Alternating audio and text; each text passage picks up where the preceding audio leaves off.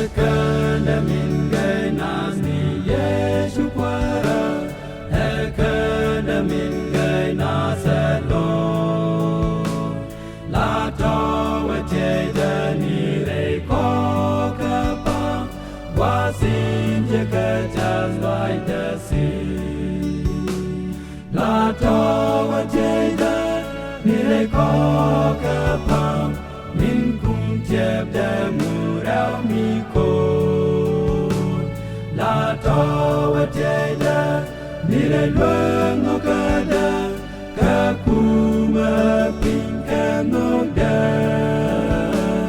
janku mahapika nogda.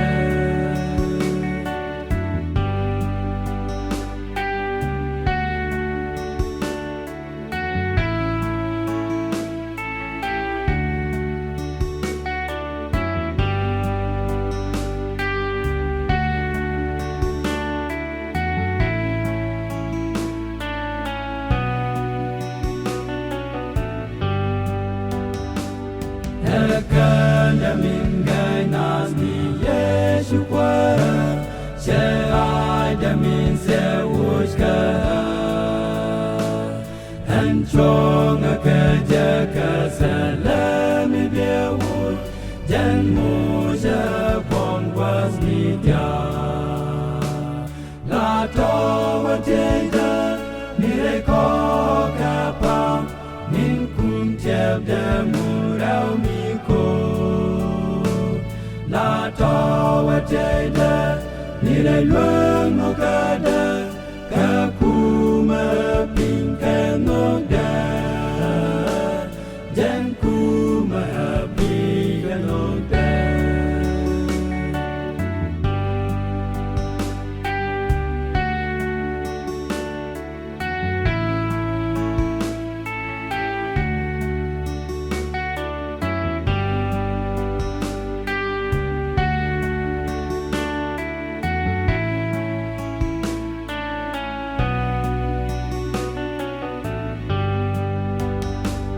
Keputi seperti laka meneka, siang kata pos ni kelir.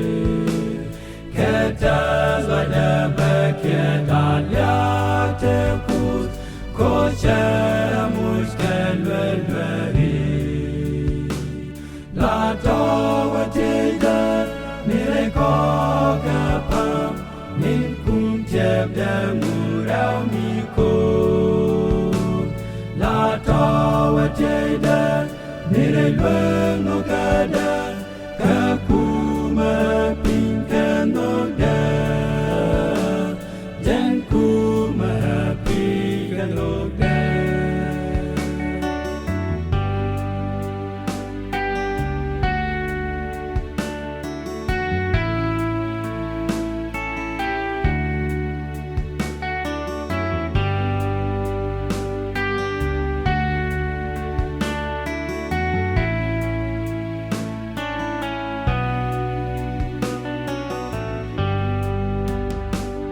Miwa kum ke boy de nanganya, waje ke kwani rei kwari.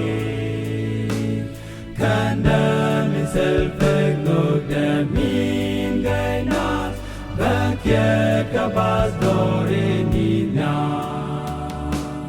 La towa jeda nire kokapa, min kum jebda murau miko.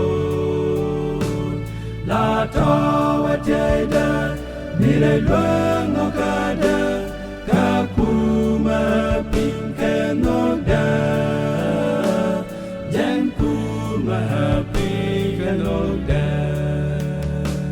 La towa jeda nire kokapa, min kum jebda murau miko. La towa jeda nire luang okada, kakuma pingka nogda, janku mahapika nogda.